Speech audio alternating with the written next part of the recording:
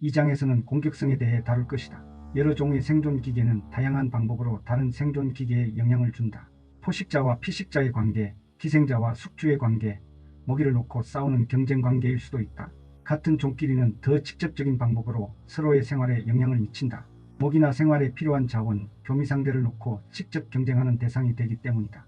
생존 기계에게 가장 유리한 방책은 경쟁자를 죽여 가능하면 먹어버리는 것이라고 생각할 수도 있다. 하지만 그런 일은 생각만큼 자주 일어나지는 않는다. 로렌츠는 저서 공격성에 관하여서 동물의 싸움은 억제되고 신사적이라고 강조한다. 동물들은 위협과 급주기로 목숨을 건 결투를 대신한다. 동물들은 왜 동종의 경쟁자를 죽이는데 전력을 다하지 않을까?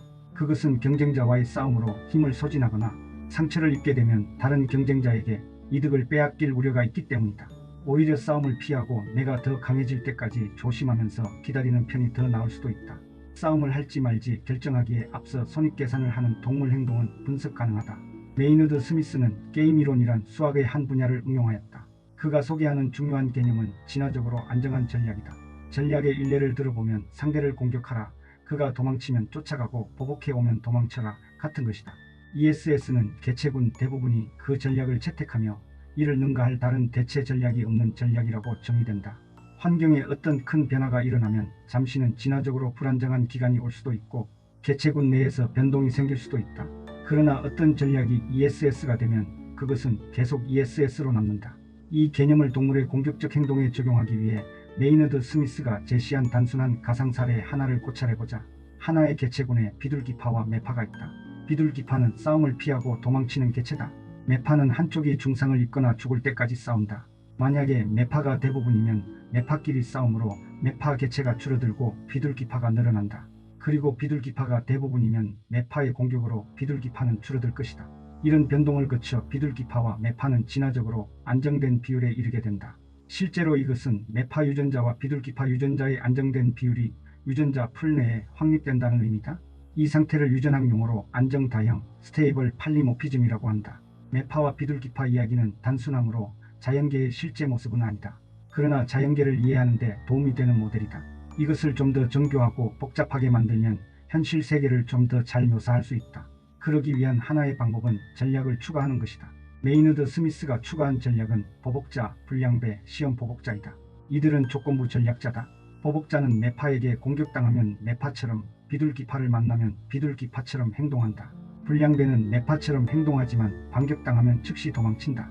시험 보복자는 기본적으로는 보복자와 같으나 가끔 시험 삼아 싸움의 강도를 높인다. 컴퓨터 시뮬레이션 결과는 보복자만이 진화적으로 안정한 전략이 된다. 시험 보복자는 안정한 전략에 가깝다.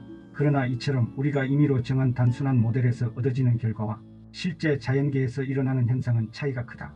그리고 중요한 것은 ESS가 진화한다는 것이다. 메이너드 스미스가 생각한 또 하나의 전쟁 게임은 소모전이다. 이 싸움은 항상 어느 편이든 물러서면 끝난다. 이기기 위해서는 상대가 등을 돌릴 때까지 자기 진지에서 버티기만 하면 된다. 여기에서는 거짓말이나 포커페이스 전략이 있으나 진화적으로 안정한 전략은 무표정이다. 지금까지는 대칭적 싸움에 대한 것만 다루었다.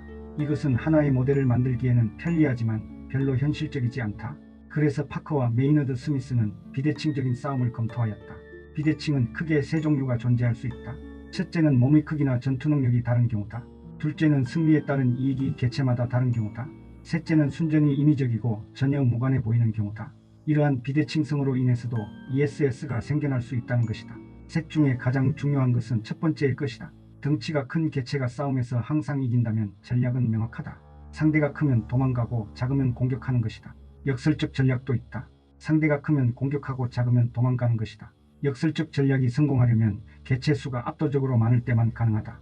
다음으로는 순위가 매겨지는 경우다. 처음에는 개체들이 완전히 무작위로 이기고 지다가 자연히 개체들 사이에 우열의 순위가 매겨진다. 이것은 집단 내의 다툼을 줄이는 효과가 있다. 지금까지는 동종 개체 간의 싸움에 대해 살펴보았다. 그렇다면 이종 간의 다툼은 어떠할까? 자원을 놓고 다른 종 간의 다툼이 생기는 경우는 실제로 많지 않다. 그런데 다른 종 개체 간에도 이해관계가 첨예하게 대립하는 경우도 있다. 가령 사자는 영양을 잡아먹으려 하지만 영양은 전혀 생각이 없다. 이때의 자원은 고기다. 개체 간의 싸움에서는 작으면 도망가고 크면 공격하라는 식의 전략이 효과적이다. 다윈 이후 진화론에서 가장 중요한 진보는 ESS 개념의 창안일 것이다. 이 개념은 이해 대립이 있는 경우에 적용된다. 또한 독립된 이기적 개체가 어떻게 해서 조직화된 전체를 담게 되는지를 우리에게 최초로 가르쳐준다.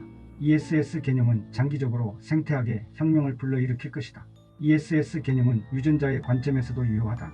좋은 유전자는 수세대에 걸쳐 몸을 공유해야 할 다른 유전자와 잘 어울리고 상호 보완적이어야 한다. 유전자 풀은 진화적으로 안정한 유전자들의 세트다. 이는 어떠한 새로운 유전자도 침입할 수 없는 유전자 풀로 정의된다.